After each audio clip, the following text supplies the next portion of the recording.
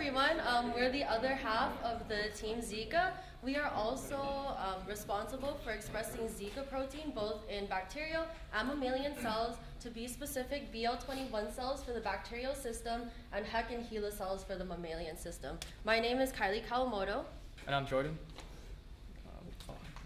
Okay.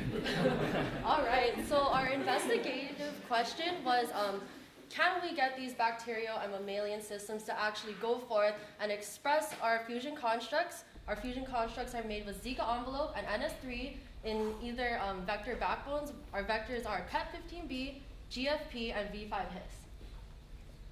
All right, so our hypothesis is if proper ligation occurs between our linearized vectors and our PCR amplified Zika genes, then the recombinant plasmid in BL21 and mammalian cells will express proteins that will be visualized under chromatography staining and immunofluorescent imaging. All right, so some of you may be wondering, well, why is it important to express these Zika proteins?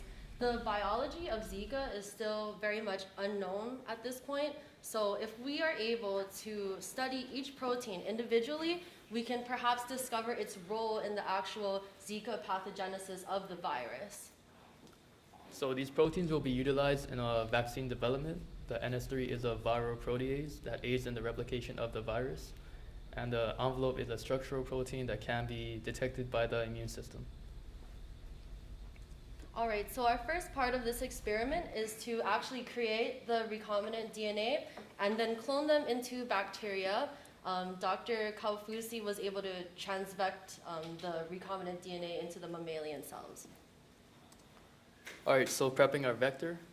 For the bacterial system, we use PET15B, and to do so, we double digested it with enzymes BAM, H1, and ECOR, and NDE1. Then we ran that on a gel. So right here, we ran that on an agarose gel to confirm if the fragment size was correct.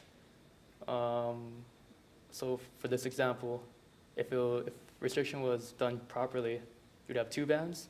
The green one, the smaller one, is our gene, and the larger one in yellow would be our vector.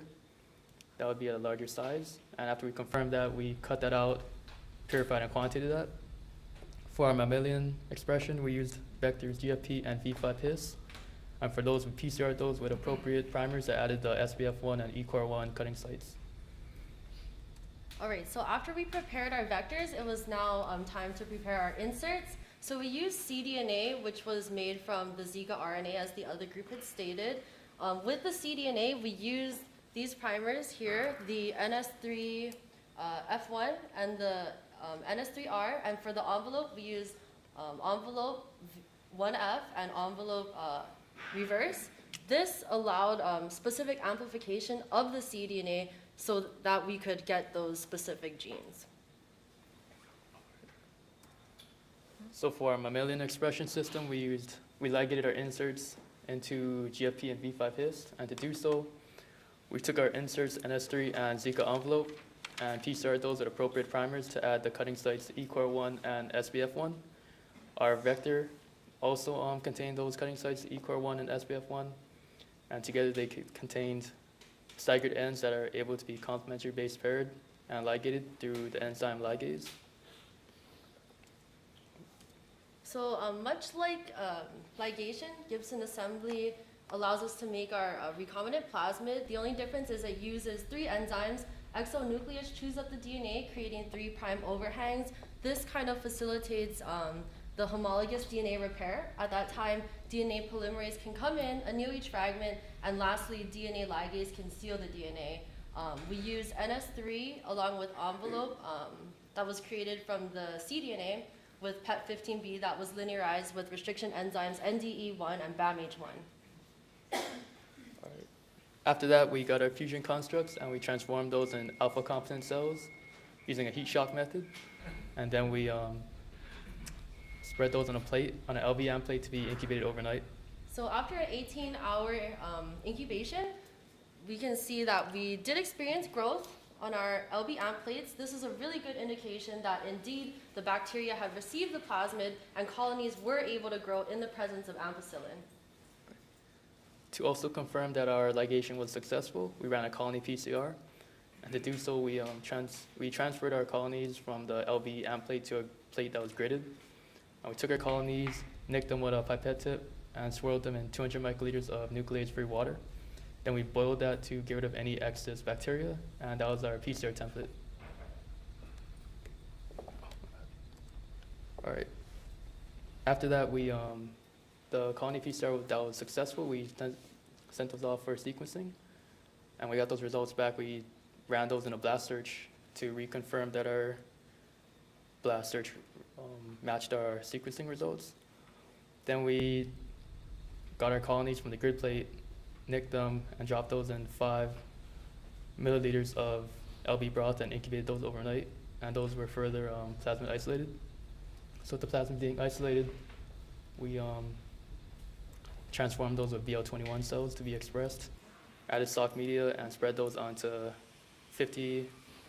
LBM plates at 50 microliters and 100 microliters.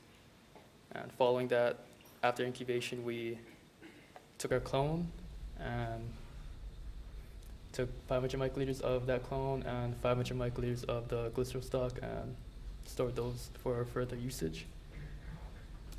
All right, and so the second part of our experiment involves the actual visualization of protein expression. So here we have our immunofluorescent imaging of NS3 GFP and NS3 V5 His. We have our key that kind of describes the colors you're seeing. Red is the calnexin protein in the ER, blue is the nucleus, green is the protein expression. And where we see these yellow regions, do you have the pointer? Where we see these yellow regions here, this is where you have the red ER, as we stated, the green protein expression overlapping, giving you this yellow color. And this is what we ideally would like to see. Zika proteins are localized in the ER, meaning that that's where they replicate. So this is spot on. Secondly, here we don't see as much yellow, nor do we see green. This probably means that the transfection efficiency was low, and this is because not every mammalian cell will accept that plasmid that we've created. Here's our envelope in GFP and our envelope in V5 His. For the bacterial systems, we ran a Kumasi stain on the Zika envelope in PET15 and NS3 in PET15.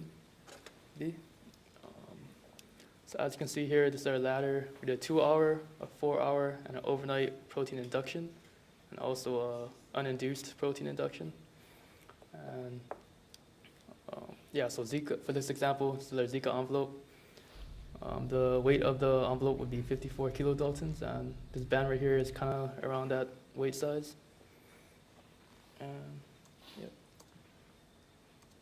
So in conclusion, we believe our hypothesis was proven because ligation, transformation, and transfection occurred successfully. We were able to see protein expression in both mammalian cells, as we saw in the immunofluorescent imaging, as well as in bacterial systems, as we just saw in our Kumasi stain.